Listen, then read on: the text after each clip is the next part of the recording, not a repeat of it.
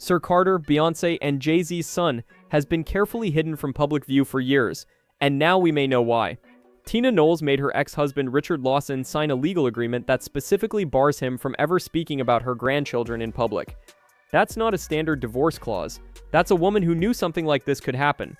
And now, according to whispers from people close to the situation, Richard Lawson may have done exactly what she feared, allegedly confirming private details about Beyoncé and Jay-Z's youngest child, Sir Carter. The timing couldn't be louder. The 2025 Super Bowl just wrapped, fans were already asking questions about Sir's absence, and suddenly the internet is on fire. But here's what makes this different from the usual gossip. There are actual court documents, real interviews, and a paper trail that tells a much bigger story than what's on the surface. So let's break it all down. Every year, the Super Bowl turns into an unofficial Carter family event. Jay-Z's company Roc Nation has been running the halftime show for years now, and it's become a tradition for him to show up with his daughters. February 2025 was no different. Jay-Z walked into Caesars Superdome in New Orleans with Blue Ivy on one side and Rumi on the other. Blue was calm and collected, rocking a Balenciaga leather jacket like she'd been doing this her whole life. Rumi was the one stealing hearts though, waving at the crowd, bouncing with energy, clearly loving every second of it. But once the clips hit social media, the comment section told a different story. Because for the third year in a row, Sir Carter was nowhere to be found. "Where is Sir Carter?" was all over X and TikTok. "Like we never see Sir Carter," one user wrote. "They always take the girls out," another said. Some were genuinely curious, and the pattern is hard to ignore at this point. It wasn't just the Super Bowl. Sir wasn't at the Mufasa premiere in December 2024. He wasn't on stage during the Cowboy Carter tour. He wasn't at the Grammys. Every single time the family steps out, it's Jay-Z, Blue and Rumi, and the absence has become its own conversation. What makes it hit even harder is watching how different the trajectory has been for the twins. Rumi has slowly but steadily been brought into the spotlight. She appeared on stage during the Cowboy Carter tour. She was featured on Beyoncé's track Protector, which made her the youngest female artist to chart on the Billboard Hot 100. She's been photographed during family vacations, popped up in carefully selected Instagram posts, and was front and center at the Super Bowl, looking like she belonged there. Sir, on the other hand, has been kept almost entirely out of public view. There are no official photos of him beyond a handful of images from when he was an infant, no cameos in Beyoncé's visuals, no stage appearances, nothing. Even during the Cowboy Carter tour, when the Protector montage played and showed never-before-seen family footage, Sir appeared only in those photos, never live, never in the audience, never backstage. Beyoncé even named her whiskey brand Sir Davis as a tribute to her son, but the boy himself remains a mystery to the public. One twin is being carefully introduced to the world, the other is being carefully hidden from it, and people have noticed. But before anyone fills in the blanks with speculation, it's worth looking at what the family has actually said, because the clues are right there in their own words. Tina Knowles did an interview with E! News where she talked about her grandchildren. She described Rumi as an amazing artist, painter, and creator. About Sir, she said something very different. Sir is very quiet. He does all of the numbers stuff, so he's not into fashion as much. Then she added, very, very smart. It's a loving description, but the contrast is clear. One grandchild is an artist and creator being brought into public life. The other is quiet, numbers-focused, and kept away from it. Beyoncé herself has drawn a similar line. In her 2024 GQ interview, she's spoken about wanting her daughters to see themselves as CEOs, as bosses with no ceiling. She's talked about them writing the scripts for their own lives and speaking their minds.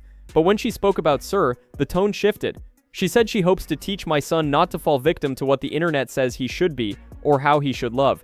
She talked about wanting him to be brave in a cruel world and wanting to create better representation for him so he is allowed to reach his full potential as a man. That's not the language of a mother describing a kid who's just shy.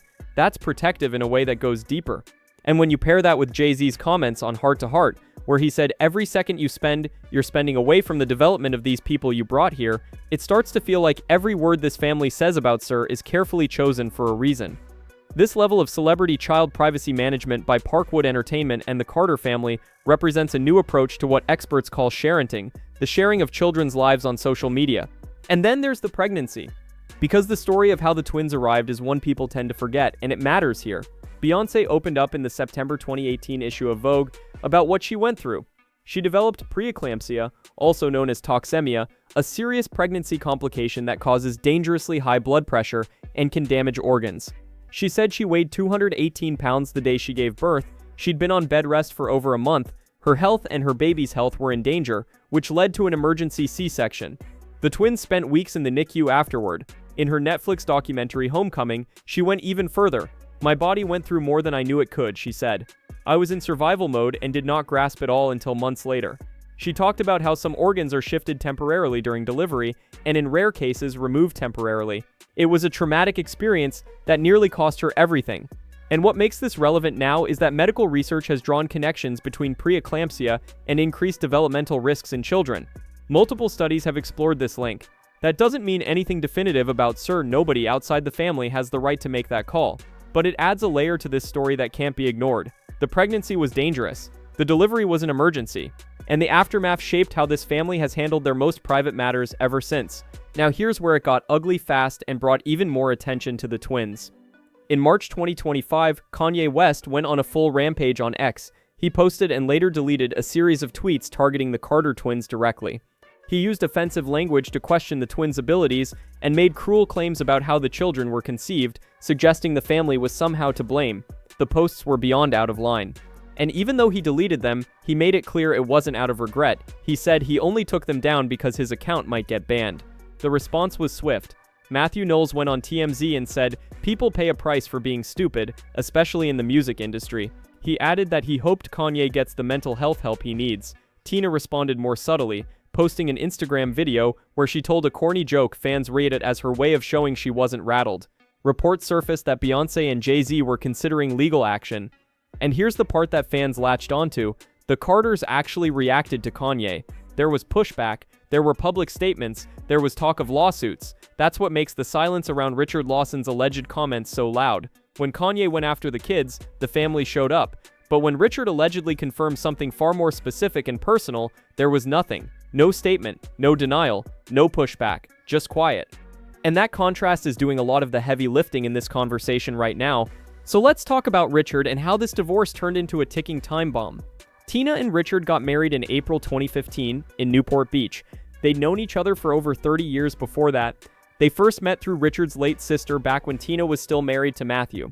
Richard also has a daughter, actress Bianca Lawson, who's been part of the entertainment industry for years. According to David Brewer, Beyoncé's former vocal coach who wrote a tell-all book in 2018, the relationship between Tina and Richard may have started well before her first marriage ended. Brewer claimed he walked in on Tina kissing Richard at the family home. When confronted, Tina allegedly introduced him as her cousin and claimed she was counseling him through personal issues. Brewer didn't buy it. Now, Matthew had his own well-documented history of cheating, so it wasn't exactly a scandal that rocked the world, but it set the stage for a relationship that had complicated roots from the beginning. They got married, they seemed happy for a while, but cracks started showing. In a public interview, Tina once described Richard by saying, "Is he perfect? Absolutely not. I envisioned the type of man I wanted, I prayed for the type of man I wanted, and I got pretty much that. Is he perfect? Absolutely not, but you know, he has a lot of the qualities. He has a lot of the qualities that that I love, and we're having a really good time, and I'm enjoying life, so there is hope, women." She later doubled down on social media, posting a quote about not confusing excellence with perfection. Fans picked up on the energy. Something wasn't right. By July 2023, Tina filed for divorce, citing irreconcilable differences. The settlement was finalized in August 2024. She paid Richard a $300,000 lump sum. He got his Cadillac Escalade, his studio rights, and his SAG pension. But the real headline was the NDA. Court documents obtained by In Touch Weekly reveal that the agreement specifically states that neither party will discuss said grandchildren or future grandchildren, whether verbally or in writing, in any public forum or media. That's not boilerplate language. That's a clause designed with the Carter children in mind.